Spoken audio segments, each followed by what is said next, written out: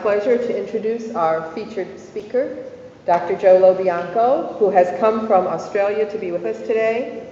He is Professor of Language and Literacy Education at the University of Melbourne Graduate School of Education. He has a distinguished history of work on language policy, a nice connection with our prize. And it's an impressive combination of research and action. He doesn't just talk about or recommend what others should do, he gets involved himself. He is the research director of the UNICEF Language and Peacebuilding Initiative in Malaysia, Myanmar, and Thailand, and has worked on reconciliation and peace through education in a large number of countries. We're very fortunate to have him with us today to share his insights and experience on building peace through language planning. Joe.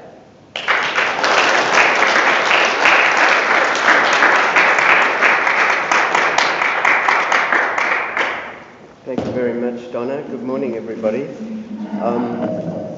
Normally I like to wander around and so on, but I can't navigate through this system without being physically here, so I'll have to hope you can see me. Where do I find this right?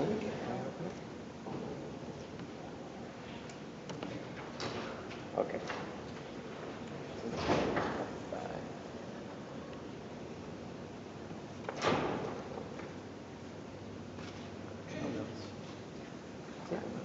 That's right. Did you want the notes with it? No.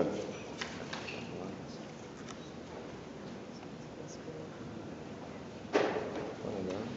This one here.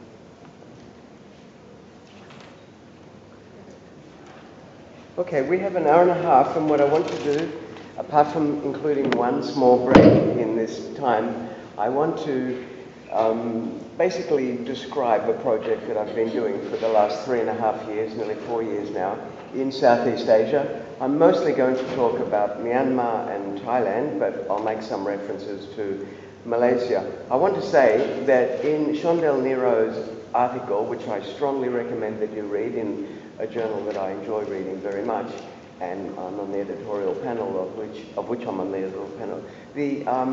There's a lot of resonance with the kind of work that I'm going to be accounting for here. That is the fact that we used to imagine language policy and planning to be activities a long way from the lived world of teachers, a long way from the real experience of, in inverted commas, ordinary educators.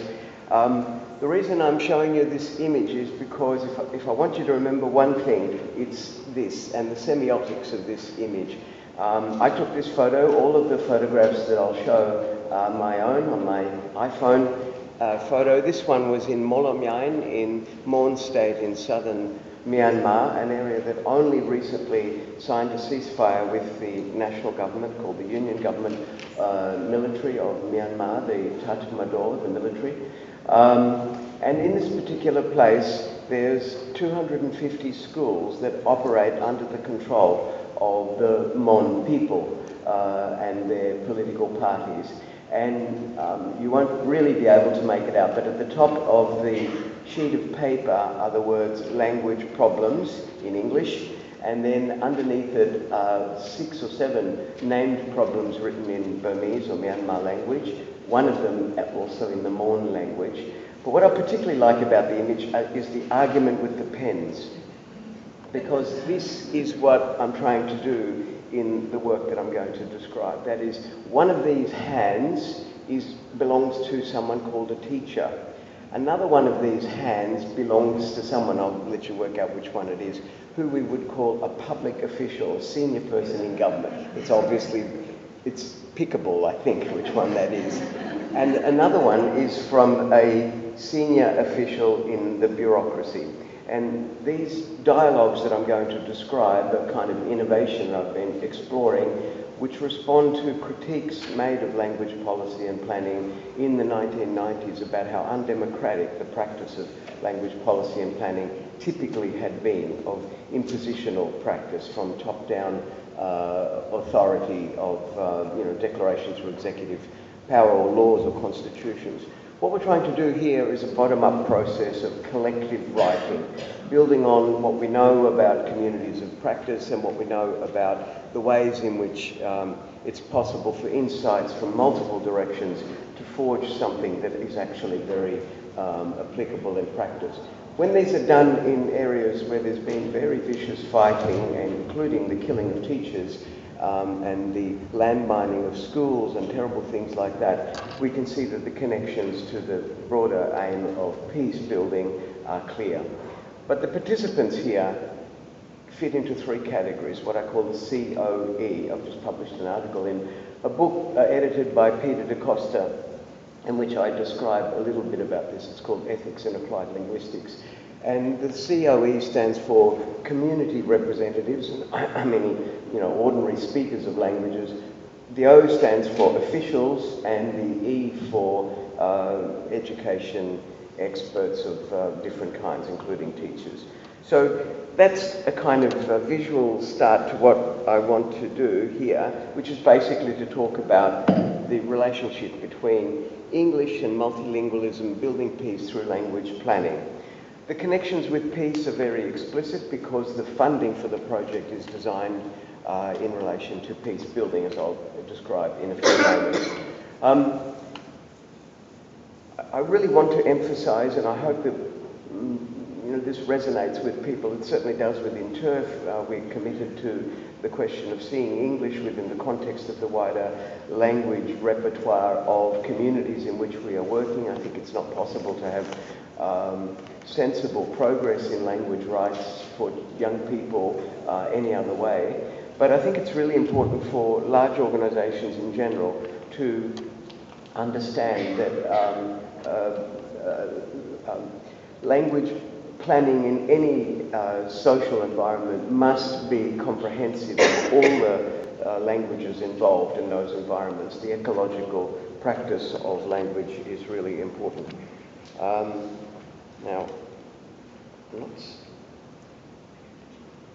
Okay, the origins of this project. I wish I could be walking around. Is it possible to hear me if I'm here? Because I prefer to be able to walk around and point things out. This project begins in a study done by two sociologists, Mario Novelli and Alan Smith, in December of 2011. But it comes from a much longer history of reflecting on the role of education in conflict and peace building. As you know, the primary agency for this kind of work in the world, of course, is the United Nations. And historically, the United Nations was constructed as a peacekeeping structure for the world after the catastrophe of the Second World War, of course. However, there's a whole category of conflicts in the world that the UN and all agencies have been very poor in responding to. And these conflicts are called many different things. Sometimes they're called subnational conflicts, and sometimes they're called chronic conflicts. And what they typically are conflicts in which the actual fighting has been stopped by the intervention of outside forces, but continues in other kinds of ways. Or there's a lapse from fighting and then a relapse into conflict afterwards. And these are called chronic conflicts. And one of the things that Novelli and Smith pointed out in relation to Lebanon, Nepal, and Sierra Leone is that intervention processes have typically ignored the role of education, the role of social relationships that basically concern themselves with who owns arms, how many arms are owned by which parties, and what are the military relationships between these groups of people. So hard power analyses of the conflict. And they said that basically what should happen is that, now I've been a little bit generous there because in the brackets I've put language, history, citizenship, belonging, but in fact they didn't mention language at all. And very few people do. One of the shocking things when you get involved in this literature is to realise how few political scientists, economists, historians, even sociologists who look at social relationships, they look through language and never see language. I'm going to be elaborating exactly that point at great length on Saturday at AAAL, but I just wanted to mention it now because it's a really important question that underlies the background to this, to the project that I'm going to be discussing. The fact that there is generally an inability of a lot of the social science disciplines to identify the contribution that language makes to conflict.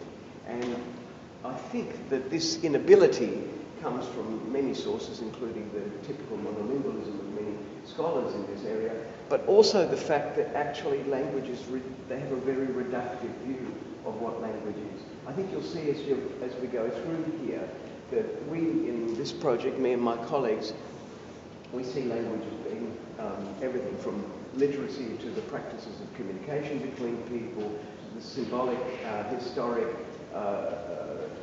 validation of language as the identity marker for groups of people, to other kinds of things. In other words, very wide acceptance that language is multiple and exists in multiple kinds of ways in the lives of people. The Netherlands very generously responded to this research by granting, I'm going to say this, if there are any Dutch people in the room, I'd like to say thank you very much, 180 million euros. What did I say?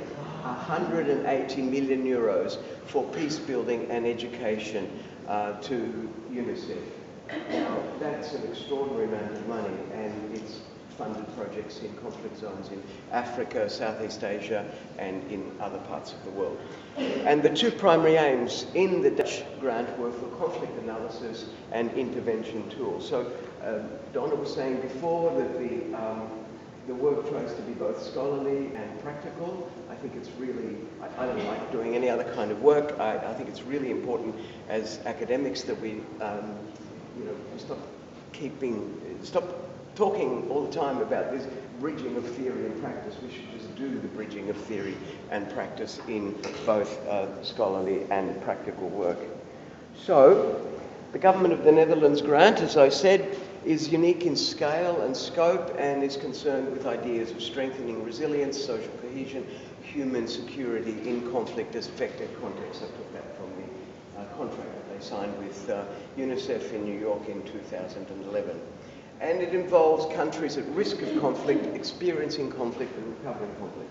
I'm going to be talking about Malaysia, but very briefly because I won't have time to go into great detail. That's not a country experiencing conflict, although in 1969 there were enormous riots with 240 people killed, in which, as in many conflicts, language was a significant contributing factor and is not regularly identified with it. But, so we consider Malaysia as a country that's not at conflict, but that has experienced conflict around questions of language.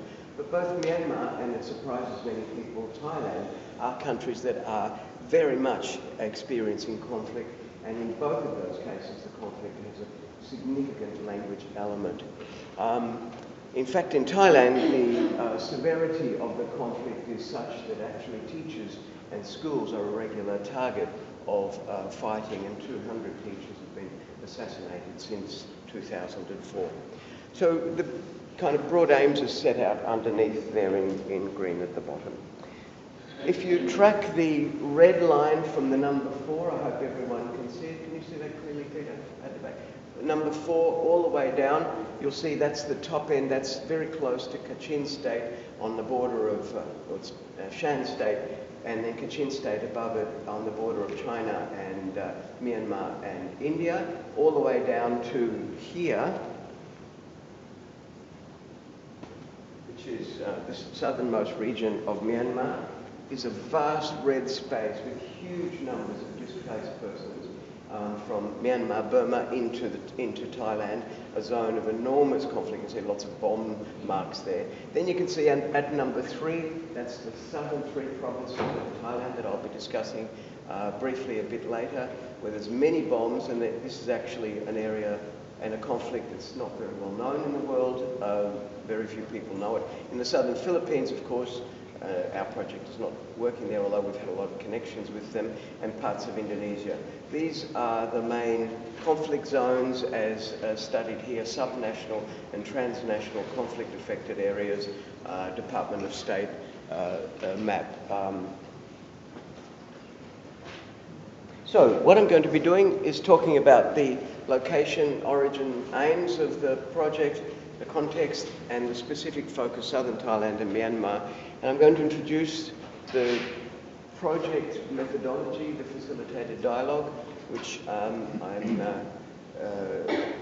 have been developing with my colleagues in these three countries, and then some initial theory points and outcomes of the project. I'm going to focus very much on the role of teachers in this. So this is a question of complex issues of language rights, social conflict and peace building through the writing of language policies. That's what we do collectively.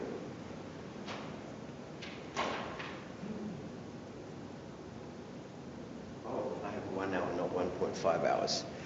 Okay, I thought I had 3 hours. Someone's telling me fibs. It's okay, I'll have to just speak more quickly. No, I won't. So I'm going to focus on the role of teachers and English, but in a collective way, because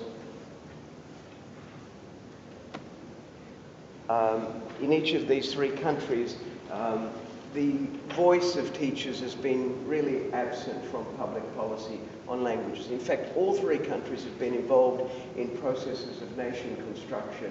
In two cases post-colonially, Myanmar, Burma and Malaysia, Thailand prides itself on never having been colonised.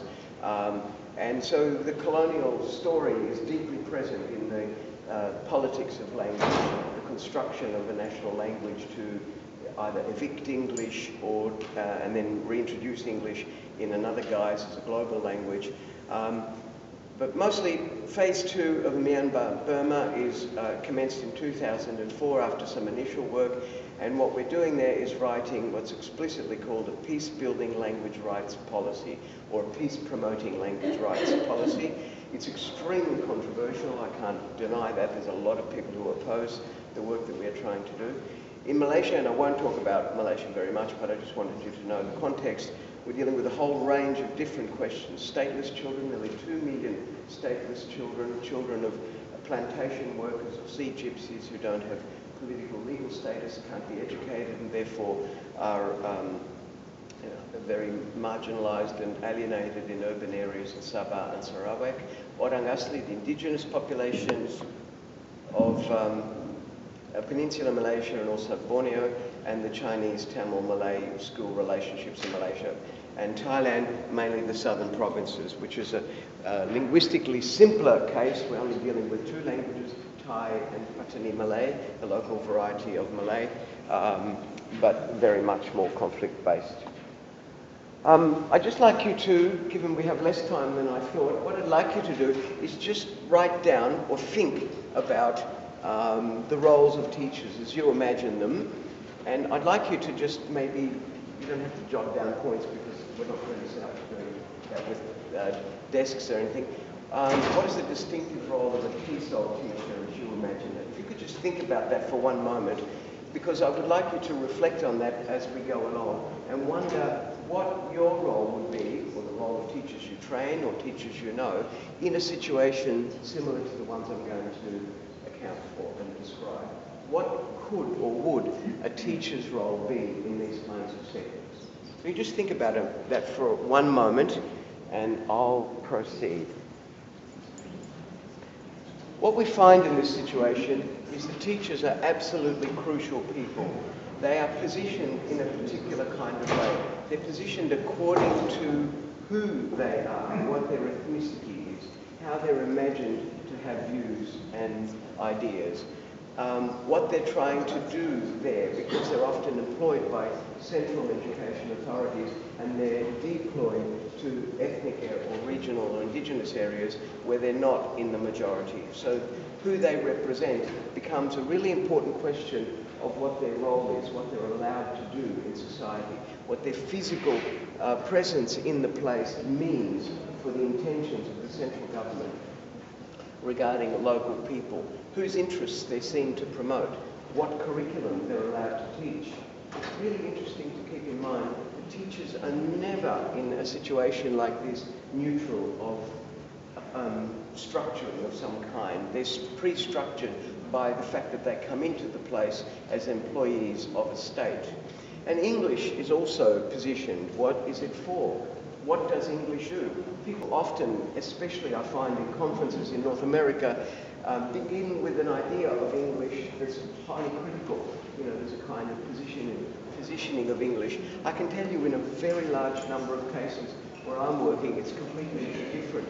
English represents transnational possibilities for many local people when they're suffering from conflict that comes from national authorities. So English is actually often positioned as the possibility of opening up beyond here options for local people. So English has many different roles, and teachers have roles that are related to where they come from and who they are. Look, I might skip this one because I have a bit less time there. If teachers are not from the same area or ethnicities as minority children, they can have these or some combination of these negative positions that are created for them before they arrive. So their position in things is often very difficult. We begin this process with observations, interviews, literature analysis, the normal academic kind of process that we do.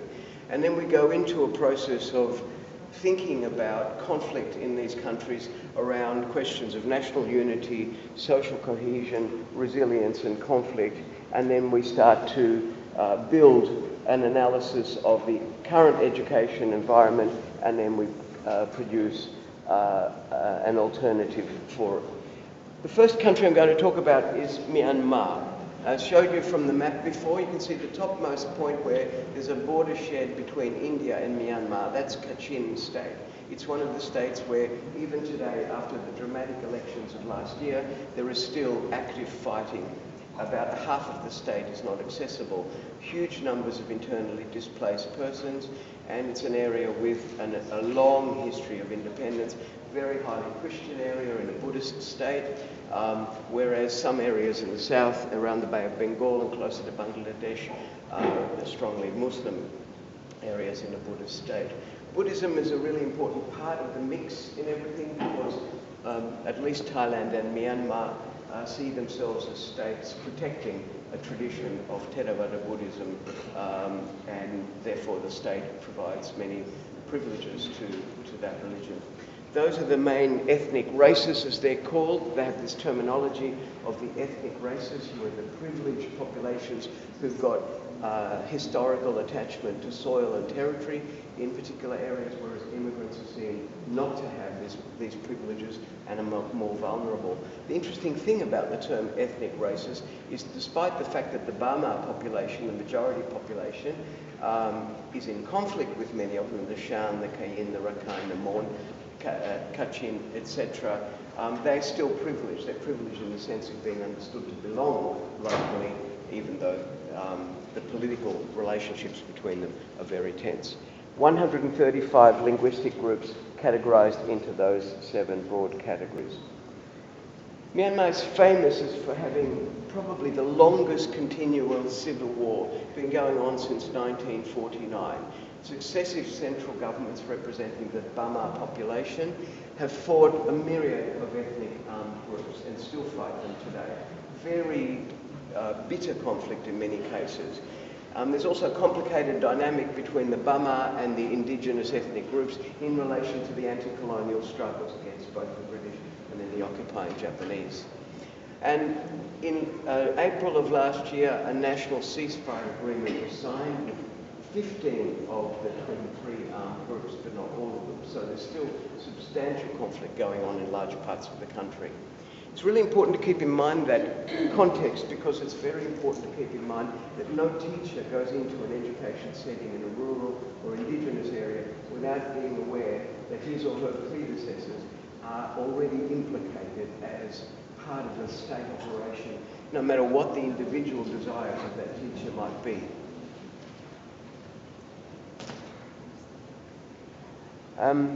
And in the Myanmar projects that we've been doing from 2012 to 2014, we did mainly education-focused work, and then we worked in Mon State in the south, which I'm going to talk about and show you some images from in just a minute, around the question of policy persuasion.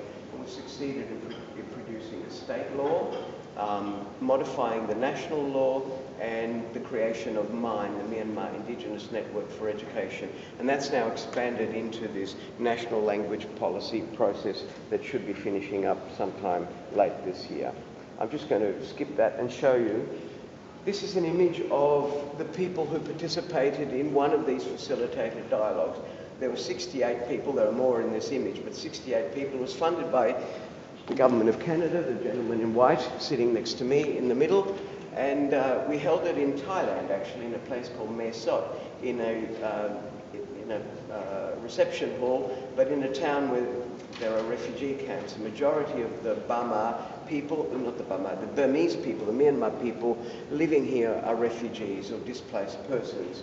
Many of them have set up their own education systems in their own languages for the first time in history, and now the UN and Thailand are forcing them back into Myanmar because it's democratizing and they seem to be able to go home. So they have got an interest in protecting their own teacher employment, their own education systems, and their own languages. And what we did was basically bottom-up language policy. We spent 5 days together in this place writing language policy. I asked people to basically write down what the language problems and challenges and fears they had were, and then we post them up around the wall. So the first part of what we do is we decide that we are going to be a nation for 3 or 4 days, a nation that has the sovereign right to make its own language policy decisions. And we decide what are these decisions going to be and how we're going to produce them. And we agree that we're going to do them through talking. And there'll be technical input provided. It's done by me or by other people I bring in, or by books that we have available or whatever. But the technical exercise is very minor. It's a process of discussion. This is language production, language policy produced through conversation. And we do this through a process of iteration. So the first part of creating any nation is to produce a constitution. And we write up our constitution on the wall, and it's a constitution about how we will talk to each other. Because in places where there's been a lot of conflict, how people talk to each other seems to be an important place to begin. And of course, in the room are people who are from the COE that I mentioned before, community representatives, officials from government, sometimes people who are in very bitter relationships with each other, and expert officials or education representatives or academics, if we can get any. And so we all agree that we're going to talk to each other in a civil kind of way for 3 days. That might seem a very obvious thing to do, but it's a really important thing to do at the beginning. And that remains plastered up as our constitution. And we regularly get people to write on it, to annotate on it. Everything's done multilingually, as you'll see. In fact, in this particular one, we did it in 6 languages. There's a group of people that I call my Confederates. I don't know if that's an acceptable thing to say in the United States.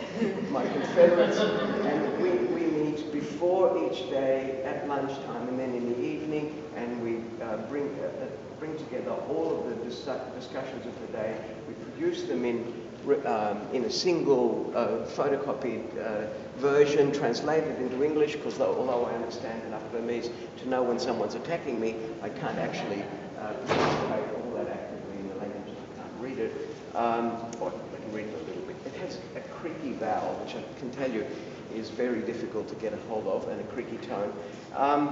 And then we produced that as a single folio and distributed it the next morning and worked through it for the day. So at the end of the 4 or 5 days that we're together, we are meant to produce a policy which is better than the one that people are conflicted about. And that's the basic aim of the 3 or 4 days session.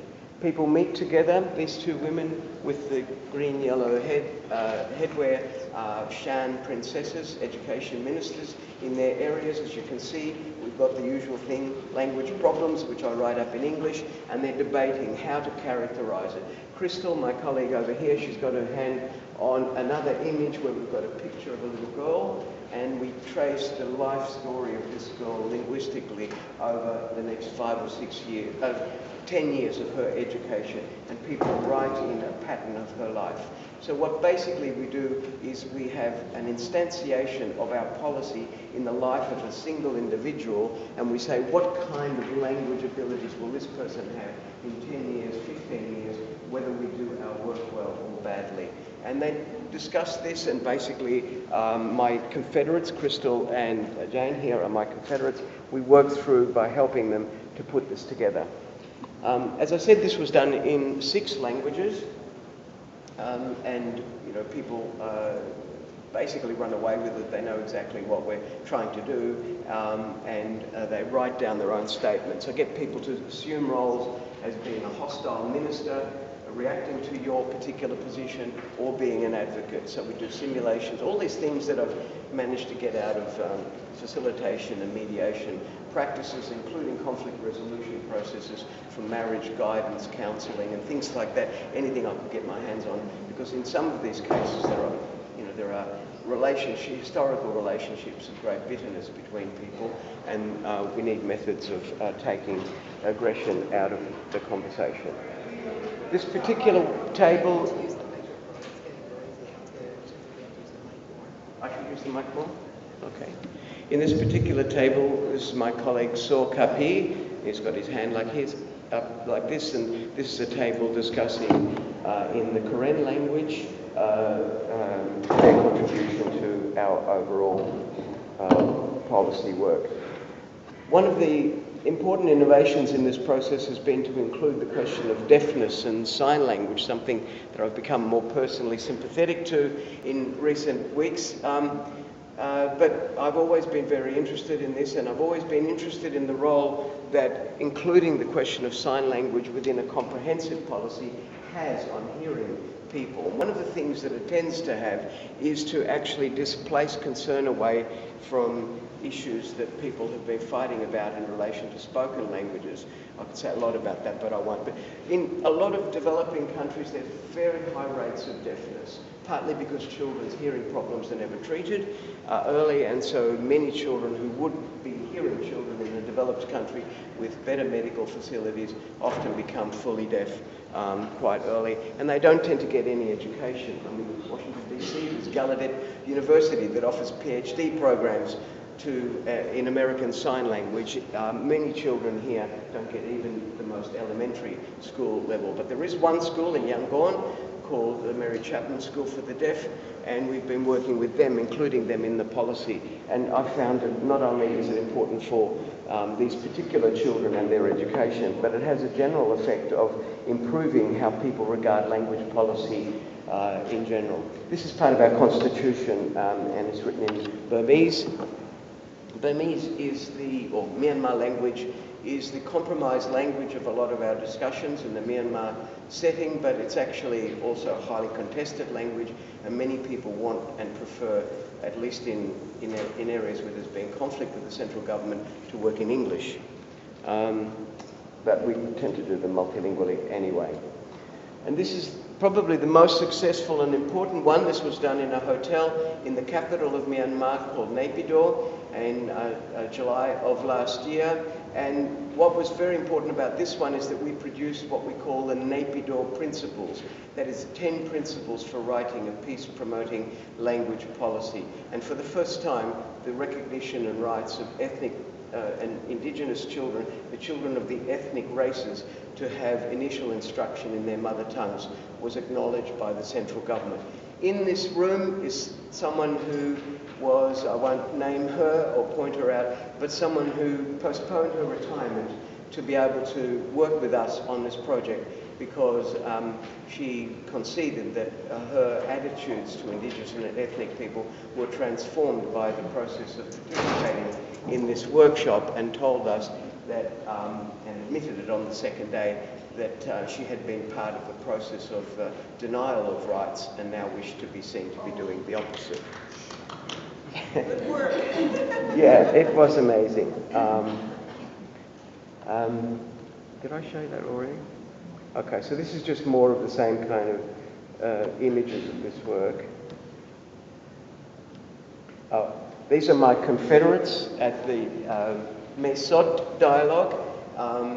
There are monastic schools, Buddhist and Christian monastic schools involved, representatives from both of those seen here, and in some areas with the Muslim schools and Sunday schools as well. So a very radical process of public participation What I've done in this diagram is to depict the whole process for you. So you can see, if you follow it from the far left, we've got a series of the normal kinds of things you would do in a consultation process, which we've been doing across Myanmar between 2013 and 2016. The circulation of the principles, we agreed at the union level, the Myanmar, the Naypyidaw principles, and then the incorporation of feedback in all the normal ways we do things. However, you can't rely on written language work because there are relatively low rates of literacy. If you go online and check Myanmar's claims, they'll claim they have 95% literacy. It's far from true. One of the things that 50 years of military dictatorship did was to destroy public education, and so those statistics are not credible. These facilitated dialogues, we've done 20 of those already in Myanmar alone in the last 4 years, involving many hundreds of people. Then we've had specialist academic input, the commissioning of the first language map from Professor David Bradley, a world expert on Myanmar languages. Look at English in Myanmar, and the ASEAN means the Association of Southeast Asian Nations, the 10 countries that in Southeast Asia constitute that association. The special needs groups, sign language and visually impaired groups, which has been a really interesting and important admission in this process, none of which has been represented in language work in these countries.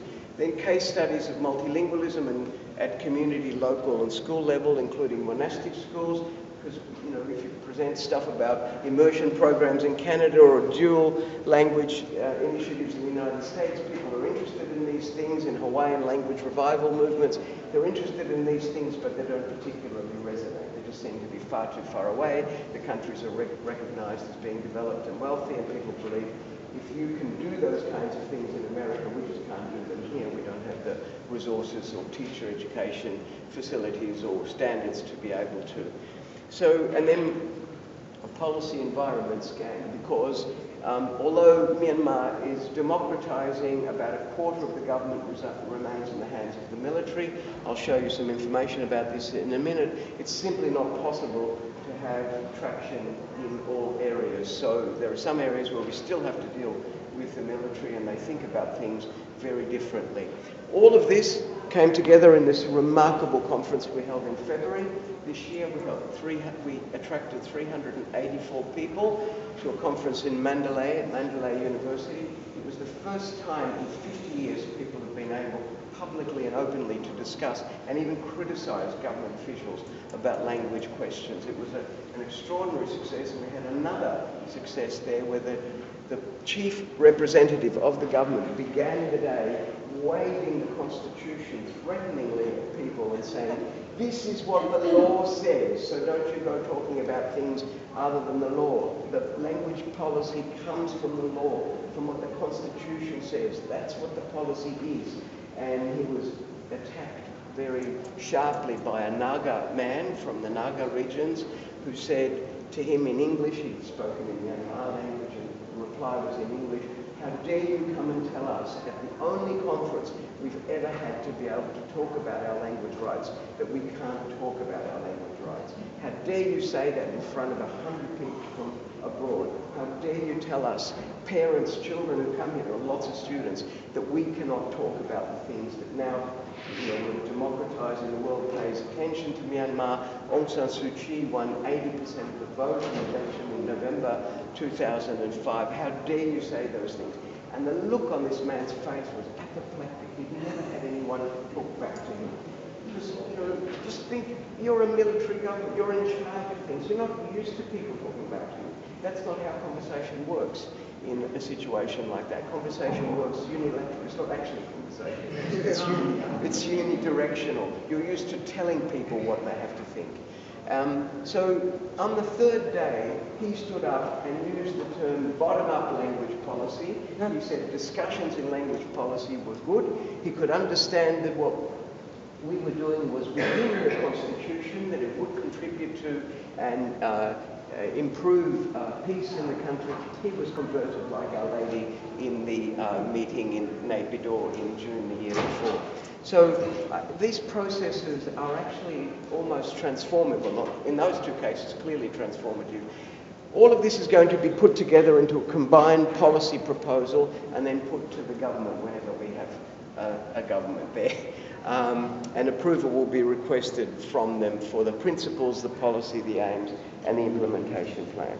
So that's basically what I'm describing as bottom-up language policy, collective writing of it. The voices of teachers are very clear there because the problems of students are described in the way teachers describe them. They don't say the drafts of the policy, and we actually launched I've just been in, just come from Myanmar, went to Australia and then came here.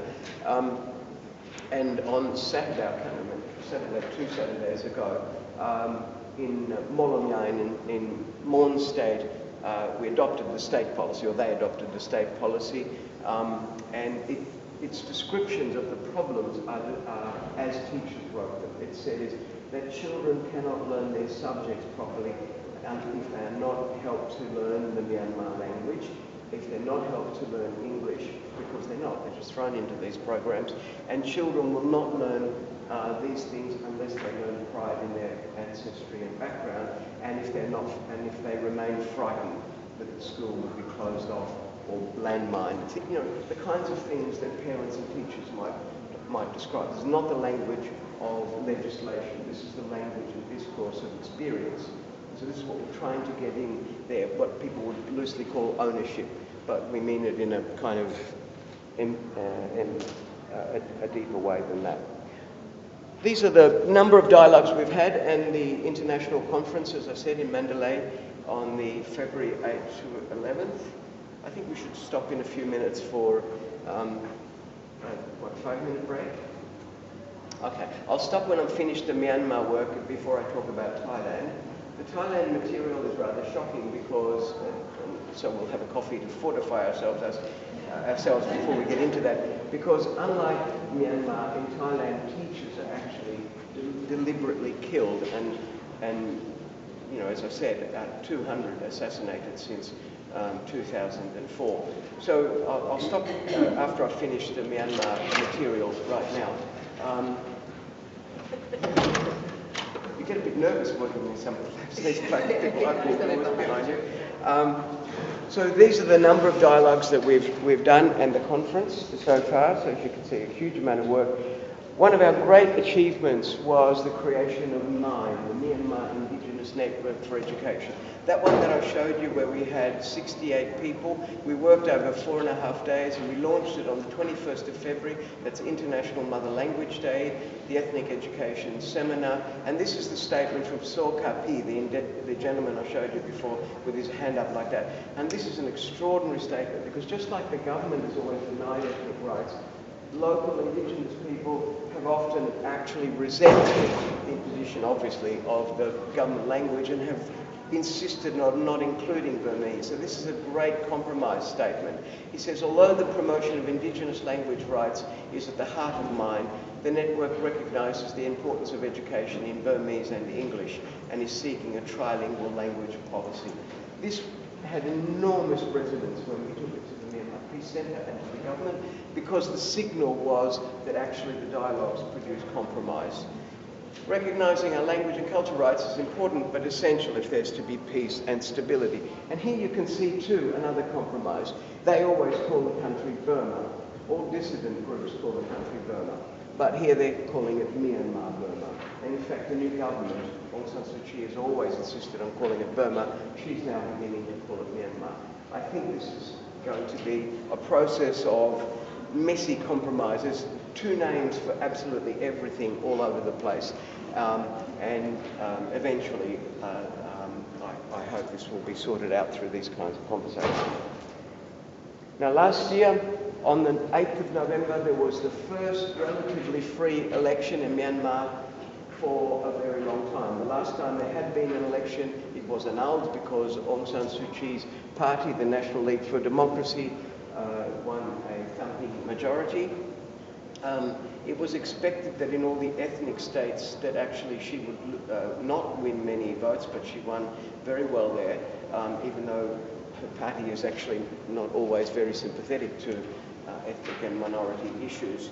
That's the symbol of their party, and as you can see, the extraordinary, it's, you know, the wonderful images here, extraordinary, both the bilingualism of the advocacy and a lot of the semiotics. I'd like to be able to talk a lot about it. This man imaged here is Aung Si, who's actually Aung San Suu Kyi's father, who really effectively created the army. So in fact, it puts her in a very interesting position in relation to the military government, and obviously their association is something that they use very much. She's deeply associated with the politics of reconciliation, but actually not with all ethnic community groups. There's a very interesting long story that could be told about all of that. And you can see here the extraordinary percentages that she won. The National League for Democracy, the Union Solidarity and Development Party, is the name of the political party that the military created. The military is called Tatmadaw, and the House of Nationalities, the Hluttaw, they won this staggering percentage, but they're still not able to form a full majority because 25% of seats are reserved for Tatmadaw. And in the House of Representatives, that's the same. So the military reserves 25%, so the constitution can't be changed. The military also reserves control of 5 ministries, including national security. And national security means many things that make people very insecure. I'm going to go to Thailand soon and talk about this situation. We'll have a 5-minute break now. Are there any questions on the Myanmar work and the process of bottom-up language policy writing? Yes? How are the participants chosen from the COEs? Well, this is a very interesting and complicated process. I nominate, I would say, to UNICEF, who are the agency that does the physical organisation of this, and we've got 4 collaborating local organisations. I nominate categories of people that we want. That we want actual teachers teaching in schools in these situations. We want the teacher representatives, and we want principals or headmasters of schools, and we want government schools, monastic schools, and other kinds of schools. And so we nominate the categories, and then they go and negotiate with who they can get. In at least 2 of these, they've been really clearly manipulated to produce a strong bias one way or the other, and there's always a risk of this. There's not enough funding in this to do what I ideally should do, would be to visit all participants in their workplaces before we start dialogues, because what I try to do is structure the agenda around what people tell me that they want to discuss. That happened in the Thailand one, which I'll be discussing next. But in Myanmar, because we're really racing so hard to write the national policy in such a complicated country, we haven't had the time to do that. So then what happens is they go to the local military commander in the area and try to get permission for everything. There's always visa issues because we're trying to bring people from across the border, refugee groups. In the border areas we try to get, so you can imagine the amount of politics that's involved in all of this. And then basically invitations are sent out. We have to get a budget to get everyone accommodated somewhere for 3 or 4 days, however long, and there's always arguments about, I want 5 days, they want 1 day. And then I go and I meet with our local groups ahead of time, the Confederates, 2 or 3 days ahead of time, and we structure the agenda. We try and meet as many people as possible beforehand, and then when we get going, we try to get going with a bit of momentum. That's happened a few times, but mostly it tends to be a lot more cut back. So you're by community, you mean community of educators, not health people and... No, we have legal people, representatives of lawyers, nurses, health people, because what we're trying to do is not do just an education policy, we're trying to do a comprehensive policy. And so we're trying to get people who are concerned with ethnic women having babies in hospitals and not understanding doctors. So a whole range of where language and communication problems are manifested to try to get people to understand that language problems are something that impact the whole society's operation, and that a language policy is an efficient way to respond to multilingualism by granting it recognition. is identifying their communities to be participants. I mean, that and the logistics, I mean. What we do in each case is that I have a research officer, and what we do is we go through local newspapers, and anyone, you know, I've got bilingual staff, of course, and anyone who's written letters to the paper, or there have been articles where there's been anything of anger, where there's been a lengthy issue debated, we make direct contact with them and include them. And they're the people who are often blackballed by the chief minister in any particular case, but we always try to get to talk to them. There's a lot of risks involved in this work, I can't tell you. And some stuff is not very pleasant. But, so, yeah, the process is far from perfect, but it's policy work in a conflicted state, so you can imagine that. Are there any more questions before we have a coffee break? Yes? I understand that there are many languages spoken, and how do you negotiate, or how do they negotiate the different languages when they produce things they put up on the wall? Well, when I have different tables that we get a survey of people's preferred languages ahead of time, and I organise people according to the language groups. But if there are people who are hostile with each other, and that is very often the case, we make sure that they aren't together immediately, because that ruins everything. So we basically get people who are going to work together, physically together at first, and then if things are going well, I get people to write things together rather than talking together, write things together across their differences. So what I do is we do it in many different ways. People either write it in blue and then someone else writes it in green. So blue is the hostile to me view and green is the my view. And I put them together and then we scramble the colours. We do all these kinds of things to get people to be associated with texts that they produce collectively that are authored jointly but scrambled, so that the authorship is actually distributed across the whole group. So, no more questions? We'll break? Yes? No? Okay. 5 minutes. So. The session ends at 12. Oh, we shouldn't have a break. Sorry. I think we should have discussion. Just keep discussing. Okay. Yeah. 40 to 60% back. And addressing the screen and pointing things out that is there any chance you can remark? Okay. I'm sorry, it turns out that we can't have a break for coffee because we really have to finish at 12. People can get coffee if they want. Yeah, you can get coffee and come back to the table if you wish. That was. And apparently I should stay at the microphone, so I will. I apologise if people haven't been able to hear. Okay, so we go to the situation of Thailand, which, as I've said already, is more difficult in many ways, interpersonally, but it's simpler sociolinguistically, because we're really only dealing with one variety of the Malay language called Patani Malay, the Thai language, English and Arabic. These are the 4 languages involved in this situation. The 3 provinces concerned are named there. They're Patani, Yala and Narathiwat, and they became part of the Kingdom of Siam in a deal with Britain in 1909. These were provinces that probably should always have, I shouldn't say this, belonged to Malaysia, but they were gifted to the King of Siam in 1909. And they are 80% Muslim by religion in a country that's probably 80% Thai and Buddhist and Thai speaking, and the people here are Malay speaking Muslims. 80% of them. There's about 10% of about maybe 7% of the population are Chinese, who are mostly Christian, and then there are Thai Buddhists in the population as well, and a small number of other foreigners. The schools here, after 2004, became the targets of an enormous political contestation. The schools are often the bases and the targets of military action. The Thai military has occupied many schools and used the schools as bases for proselytization. The children in many areas go to school under armed guard, and the teachers go under armed guard.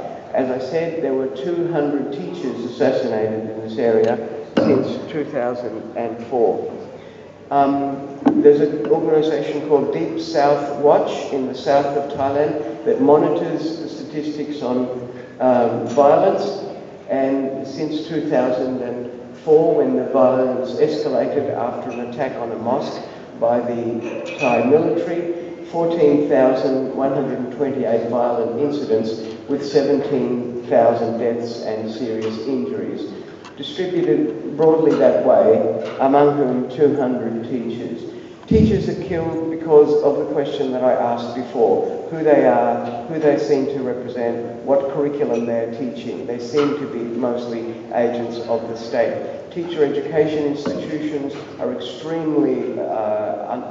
are also under a major threat as well, because of the way they train teachers has an impact on how the curriculum is perceived to be.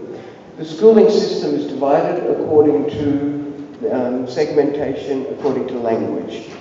They are segregated schools. Thai state schools, Pondorks, which are the traditional Islamic schools, private Islamic schools, and the Tadika. I've been working a lot with the Tadika, the preschools, and also the Pondorks. A study was done led by the University of Vienna of the curriculum, and this is a statement that they made of the curriculum. They called the curriculum a weapon of mass assimilation. The curriculum includes a disproportionate number of classroom hours in morals and religion. You can read that yourself. You can see that in a curriculum like this, with a curriculum like this in a highly politicized environment in which there is contest around the impact of schooling, as in my quote here from Wandadia, one of the local leaders, the basis for this struggle is the demand for respect for our past history, our identity, and our specific cultural, political, and economic needs. So the curriculum of the school obviously becomes absolutely central to achieving any of these goals. The language concerned is called Patani Malay. It's generally not a written language. It's a variety of Malay, which is the official language of the neighbouring country of Malaysia, which is now officially called Bahasa Malaysia. And it has a very interesting linguistic dimension to this. How is this language to be written if it's going to be taught in the schools? Malaysian and Indonesian, which is a related language, are both written in Rumi, the Roman dialect or Latin script, as you can see down there. But Malay speakers in Malaysia and Indonesia, they use Rumi, the Latin script. But Patani Malay used to be written in Jawi or Jawi, the old Arabic script, and the radicals there want it to be returned to that writing system. The Thais, through a university in Bangkok, have produced a version of the language in the Thai script, and that is the basis of the bilingual education and that's offered, even though the children do really well in that bilingual education program because they're learning the script that is used by the language that's the major language of teaching. They tend to become more literate more quickly, but it's vastly more controversial politically, and these schools are heavily protected by the Thai state. There are only 12 of them. So there is a really complex script-based linguistic issue that we're negotiating with linguists, and including SIL and other people who work there. I've written the words "there is a lot to do" in these three scripts. You can see there is a lot to do written in the Thai script, which is a Brahmi script. Then it's written in Patani Malay in Roman script, in Latin script, and then in Jawi in Arabic. So we're dealing with Thai, Patani Malay, the standard version of Patani Malay meaning Bahasa Malaysia, English, which everyone wants to learn, but it's problematical to know how to put that in the school system and where, and Arabic, which is taught for religious reasons. And then there are the three scripts of Rumi, Jawi, and Thai. So it's not 135 languages like in Malaysia, in Myanmar, but still very complex and very tense options involved. We've had dialogues like in the Myanmar ones that I mentioned, and we've done a major study of the curriculum. We've written a policy for the government to grant legal rights to the Malay language in these provinces in fisheries, agriculture, and to use English in the secondary school as the main medium of instruction alongside the Thai language. What happened was, when we finished all this, there was a coup in Bangkok early last year. Suddenly the civilian government was thrown out. The military government for 6 months closed down all conversation around these things. I had a meeting with the Joint Chiefs of Staff representatives in December of last year. There wasn't a lot of comprehension of what we were trying to do, and they're supposed to be preparing the country for return to civilian rule in May of next year, and all of this is in abeyance at the moment. Still, we've had 3 very successful processes. We've got a policy for the reform of the curriculum, a language policy for the southern states, and an analysis of what more needs to be done. We're just waiting for either the military government to declare some interest in this, or for a return to civilian rule before it can the discussions can commence again. I'm still in touch with the OBEC, the Office of Basic Education and Coordination, which runs the education system down south, and it's basically everything is in a holding operation. There's still extensive violence down there, and it's strongly related to national commemorations of different kinds. So I just wanted to say that the situation is actually very sad, because there is basically no progress. Myanmar is moving very rapidly ahead. For the last 30 years, progress was strong in Thailand and not in Myanmar. It's now the other way around. I just want to finish very briefly by saying a little bit about Malaysia. You can see the states here of Sabah and Sarawak on the island of Borneo, surrounded by Indonesia and Brunei, and the Philippines here, and Peninsula Malaysia. And the main work, which I'm not going to talk about at any length at all, is really on questions of building confidence in a multilingual policy for the country. English is very deeply contested in Malaysia, because a large part of post-independence language planning has been for the replacement of English by Bahasa Malaysia. And when he was Prime Minister in 2002, Dr. Mahathir introduced the teaching of science, technology subjects in high school in English. He announced it, or it was announced by the government on a Friday. Teachers were supposed to convert from teaching chemistry in Malay to teaching chemistry in English on the Monday. I visited some of these schools in Perak and a few other places, and found teachers were struggling. One wouldn't be surprised by this. Governments seem to be surprised by this kind of thing. This initiative, it goes by the Malay acronym of PPSMI, lasted for 7 years until it was abandoned in 2011. Protests from nationalists. If you implement policies extremely badly like that, you earn lots of enemies, including people who might actually support what you're trying to do. It was abandoned, and now there's a lot of discussion of the role of English in a way that isn't as provocative as that. So it's a wait-and-see operation here too. Schooling in the primary area, elementary area, is divided by vernacular schools or national schools according to medium of instruction.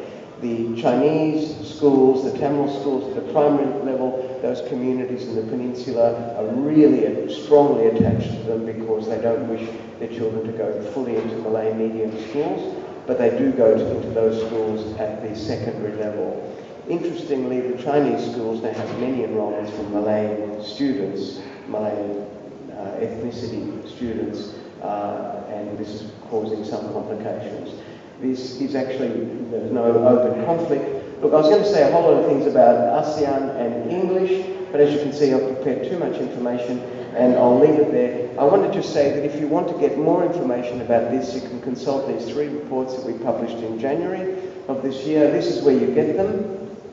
I'll link that up there in a minute, but basically I'll tell you that they are the synthesis report that includes information about Thailand, Myanmar and Malaysia. The one in blue, they're downloadable free from the UNICEF website. The Malaysia country report and the Myanmar country report. There's no country report from Thailand because they refused to allow us permission to publish it. as part of the problem that I was mentioning before, but we've got a little bit of information about it in the synthesis report. I do apologise for putting too much information in this and for maybe not being quite audible when I was out here, but I thank you for your attention. We've got some time for questions, and I'll just leave it at that bit. Thank you.